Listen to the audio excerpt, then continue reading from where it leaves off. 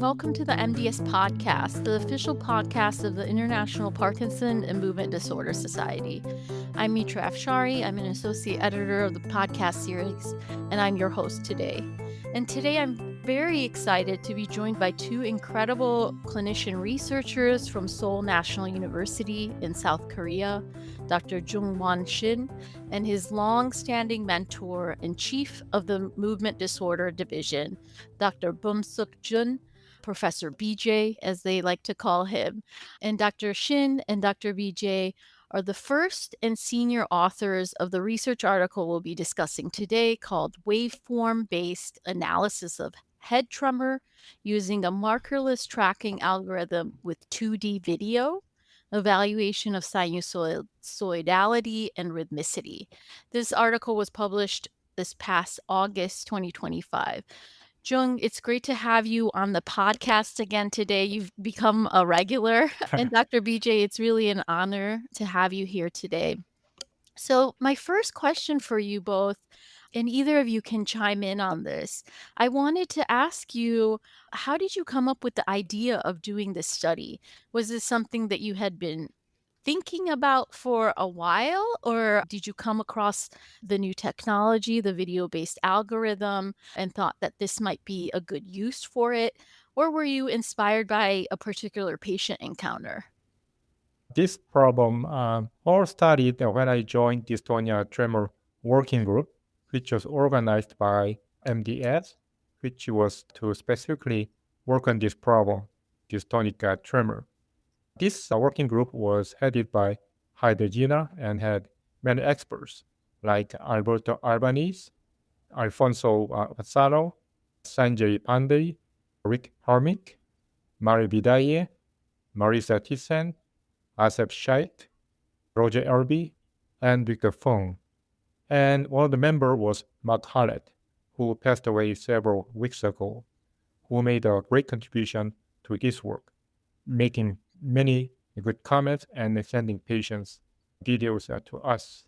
We really want to thank him very much. Absolutely. I think we're all missing Dr. Hallett and we're thinking about him. So it sounds like there was a lot of work that went into the idea behind this project and a lot of work on behalf of multiple powerhouses when it comes to dystonia as part of the dystonia working group. And so in this study, you aim to find a more objective approach to tremor analysis in cervical dystonia and essential tremor patients who have head tremor. And anecdotally, I think we all have been in that position where we've questioned our ability to really differentiate a dystonic head tremor from a head tremor that's seen in essential tremor. We know dystonic tremors seem to be less rhythmic, they seem to be less sinusoidal, they're more jerky. They're less of that kind of pure, true tremor that we think of. And while you're also looking for additional clues like underlying tonic posturing, there are definitely some cases that can be very challenging. So you ask the simple question, let's take what we think we know about the rhythmicity and the sinusoidality of these head tremors and let's put them to the test. So you use simple computer vision techniques to analyze 2D video recordings of patients with head tremors, specifically tracking the movement of the tip of the nose. And you looked at patients prospectively and retrospectively through archived videos. As you mentioned, Dr. BJ, you specifically partnered with the well-known Dystonia Coalition Group that's led by Buzz Jinnah at Emory University in Atlanta in the US, and you really leveraged their archive of cervical dystonia patients of those videos, the patients specifically with head tremor. And you also prospectively enrolled patients at your university and even took advantage of some videos of ET patients who were undergoing MRI-focused ultrasound, if I'm correct, for their hand tremors. You were able to also confirm your findings from these markerless video-based waveform analysis. You confirmed that these findings were in agreement with physical sensor-based measurements by correlating the data with a gyroscope that was placed the patient's head. So, Dr. BJ or Dr. Shin, could you briefly describe your methods in this study and ultimately what did you end up doing? Could you paint a picture in our listeners' mind of how all of this worked out? Yeah, thank you very much for the question. It's great to see you very soon, Mitra. I've been interested in video based analysis of movements in movement disorders, including Parkinson's disease. And actually, my research interests focus on this video based analysis of bradykinesia, postures, and gait. Especially, I'm quite focused on doing the gait analysis with the two-dimensional videos. But it's quite interesting that I've been interested in this video based analysis, which all started from my PhD era, where I did the basic research using the mouse models. Back in the days when I did the PhD, I had trouble tracing the mouse wearing like endoscopes. So there were like lines attached to the mouse head. And the conventional method confused those lines attached to the mouse heads, like endoscopy, with the tail of the mouse. So we had to come up with the different method to analyze the trajectory of the mouse. And we found out that computer vision techniques could enable the tracking of the mouse without markers attached to the actual mouse. So my PhD program, I used a lot of those algorithms to trace position of the mouse. And after it came back to the clinic, I found that we have a lot of videos. We have a lot of videos of the tremors, gait, bradykinesia. So why not apply this algorithm to the patients? So that's all it began. So I did many studies, even on many phenomenology of the patient with under supervision of the Professor BJ. And this project started from the lab meetings where BJ shared the discussions on dystonia tremor groups that he mentioned.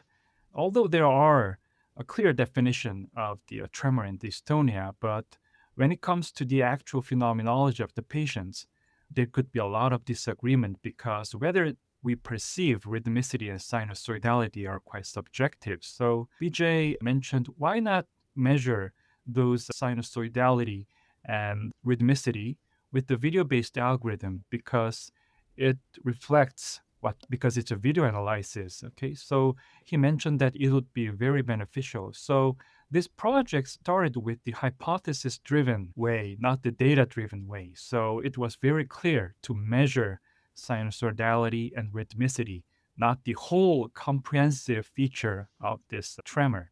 So I think that was very clear and lead the way, which made the study more feasible and efficient in some way.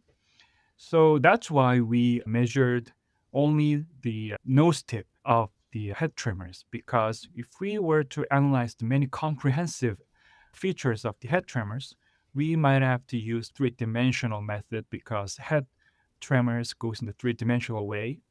But our goal was to measure rhythmicity and sinusoidality. So we didn't have to measure all of those features, but we need to derive the waveform of the patient. Only tracking the nose tip of the head tremors, we could analyze how rhythmic or how sinusoidal their tremor forms are. And we had to develop our own parameters to measure the rhythmicity and sinusoidality, which have been like trial and error. And we came up with the best parameters that could reflect the rhythmicity and sinusoidality, which many of our tremor and dystonia experts agree, the co authors of our papers. This study, we wanted to validate whether the rhythmicity and sinusoidality parameters that we calculated are correct. So we validated with our internal cohorts using the gyroscope, and we saw that those parameters matched.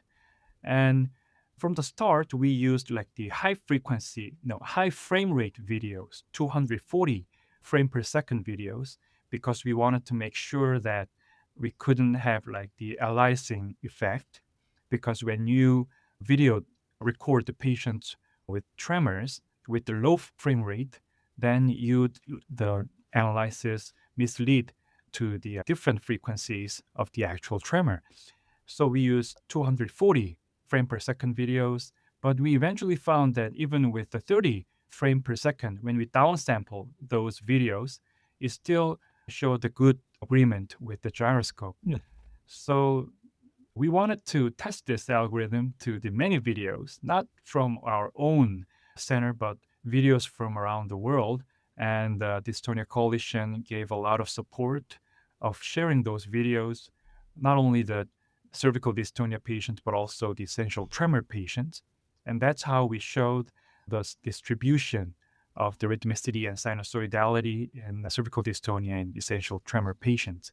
So basically, the outcome, the main result of this study is that we showed the distribution of those cervical dystonia essential tremor in terms of rhythmicity and sinusoidality, which was objectively measured by the video analysis. Gotcha. So you took something that you had been applying to your animal models and you essentially applied them to humans, and you were able to test out a simple hypothesis and really confirm that hypothesis. So it was definitely a creative approach. And so you got into some of the results of the paper. So I guess everyone wants to know, are dystonic tremors in cervical dystonia, are they indeed less rhythmic and less sinusoidal?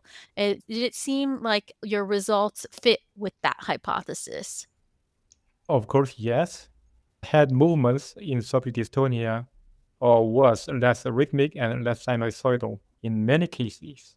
That's why some people in our group did not want to use the term dystonic tremors because tremors should be rhythmic and sinusoidal. Some people in our group did not agree with the term dystonic tremors in cervical dystonia. But there are some people who had movements in cervical dystonia who had diagnosis of cervical dystonia, which was pretty rhythmic and pretty sinusoidal, which was in the range of essential tremor. That was the beginning of the problem that needs to be solved in future. Fantastic.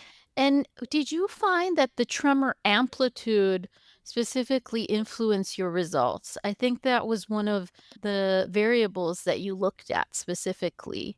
Could you review those findings with us?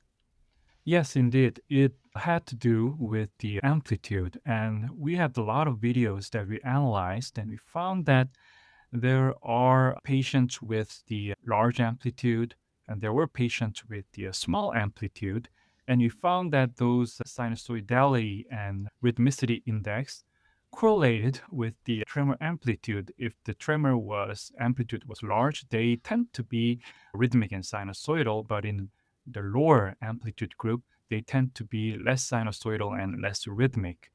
But the limitation of our study was that we couldn't objectively measure the amplitude of the tremor because we used a two-dimensional video. So the distance between the head and the camera was different among individuals. If we could control the distance, maybe we could objectively derive the amplitude, but in this study, we couldn't do that. So we indirectly showed the tremor amplitude correlated with the rhythmicity and sinusoidality index based on the tetrascale and the ambiguous tremor amplitude we derived from the patient.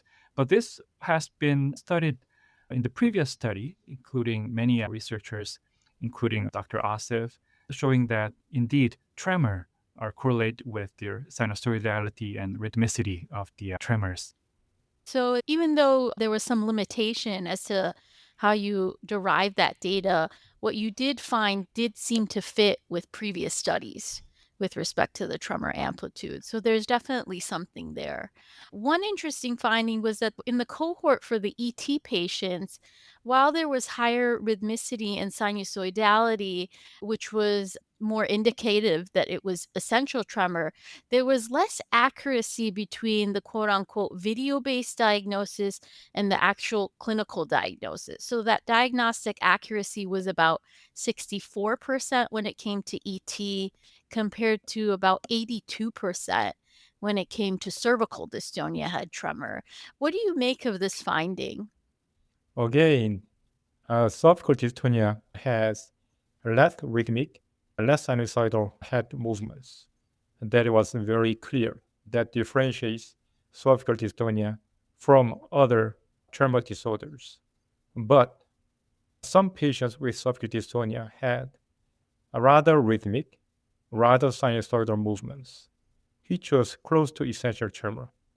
That's why, just based on rhythmicity and sinusoidality, we cannot reliably differentiate ET versus cervical dystonia.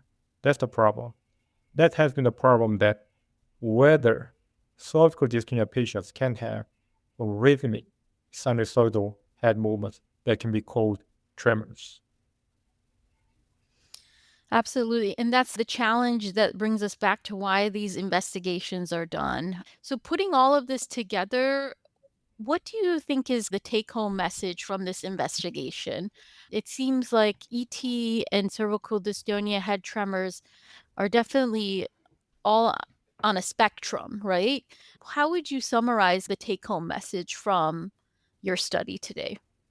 Okay, so as Professor BJ mentioned, we found variability and heterogeneity of the cervical dystonia with tremors and also within the essential tremor patient as well.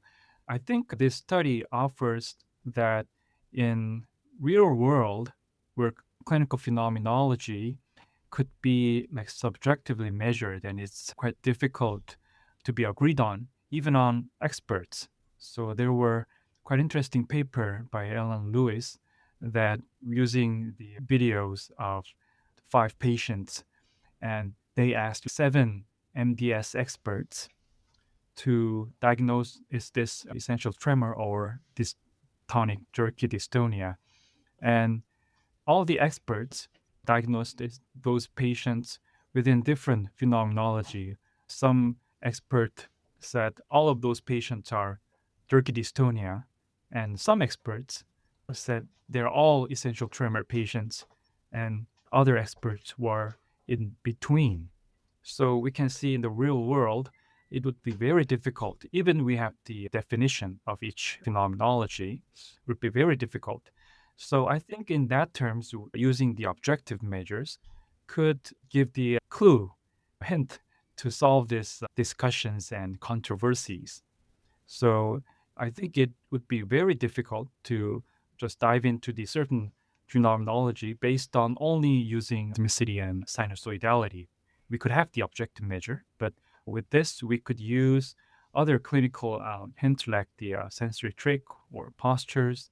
Together, we could make the more agreeable to a better description of the analogy.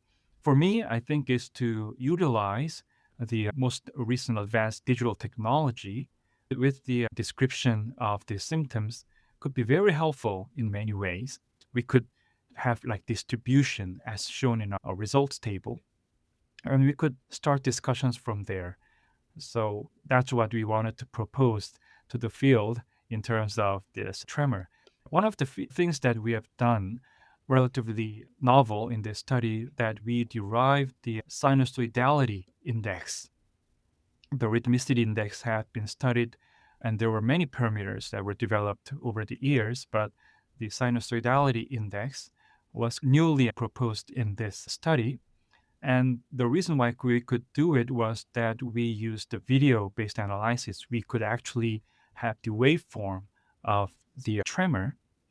And that's why we could derive the sinusoidality index, which stands for the two fundamental definition of tremor. It should be rhythmic and sinusoidal. And using the recent developed digital technology, I think those approach could be applied to many other phenomenology and controversial parts in the movement disorder as well. Absolutely. I think, these 2D video based analyses, while they're very simple, they really are quite a powerful tool to add to your toolbox when you're making diagnoses. And ultimately, so we can make the most accurate diagnoses and develop more targeted and effective therapies. In this investigation, you were only looking at the tip of the nose, but you alluded to this earlier that looking to the future, you could potentially derive other measures even from those 2D based videos. Is that correct? Other movements or axes that could offer additional information to lend to a diagnosis. Is this something that your group is working on right now or thinking about potentially investigating in the future with the dystonia study group? Definitely. As we mentioned, we only focused on the tip of the nose. The main reason was that we wanted to see the sinusoidality and rhythmicity of the head tremors. There are a lot of other models with the video-based analysis that could model the three-dimensional feature of the head and use it to assess like the turning angles in terms of the head tilt, head rotation, and so on. So there are a lot of comprehensive way to analyze the dystonic tremors in the head or even in the hand. So we are very interested in moving this project forward using those comprehensive approaches and hope to develop more nuanced and better algorithm in the future in describing those complex phenomenology. Thank you so much, Dr. Shin, Dr. BJ. This really was an excellent discussion today. We want to thank your entire team for working on this project, the entire dystonia study group for all the work that you've been doing. And we want to thank you for taking the time out of your busy schedules to chat with us. I'm sure it's not easy kind of conveying the methods of this research investigation in this forum, but you both did a fantastic job. So, want to thank you. And until next time, bye bye. Bye. Thank you. If you enjoyed the conversation about this paper, you can further your experience with continuing medical credits, or CMEs. You can find the link to the journal CME course for this paper within the episode description on the MDS website. Journal CME is planned and implemented in accordance with the accreditation requirements of the Accreditation Council for Continuing Medical Education, ACCME. The International Parkinson and Movement Disorder Society is accredited by the ACCME to provide continuing medical education for physicians. The International Parkinson and Movement Disorder Society designates this education activity for a maximum of 1 AMA PRA Category 1 credits. The views and opinions expressed by the participants in this podcast do not necessarily reflect those of the International Parkinson and Movement Disorder Society or their affiliated journals, Movement Disorders and Movement Disorders Clinical Practice. Any disclosures of the participants can be found within the episode description located on the MDS website.